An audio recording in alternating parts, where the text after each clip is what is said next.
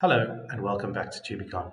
In this video, we're going to be showing you basic settings and linking your device.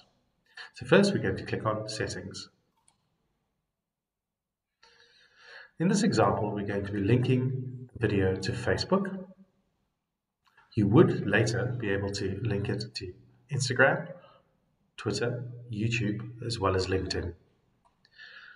So what you need to do to link to Facebook is log into Facebook using your Facebook credentials. If this icon here does not appear, it may have something to do with your browser settings. Here's a few examples from Chrome, Safari, and Firefox on how to update your settings.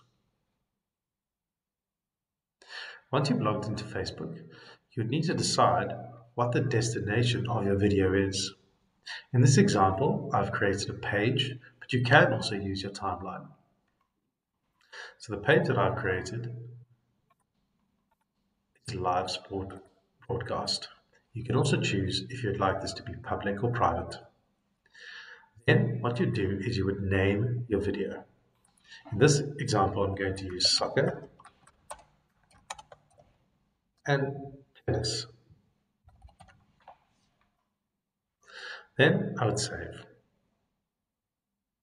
Right, you're linked in to Facebook. What you do next is go back to your dashboard. Before viewing some of the other live features within Tubicon, I'd like to bring your attention to what your mobile device would look like while recording. First and foremost, and most importantly, on the right-hand side here, you would have the big red record button. This flashes red when recording and grey when you're not recording. Then you'd have a switch camera at the top here, which switches to selfie mode, a flash, a toggle, as well as some basic brightness settings.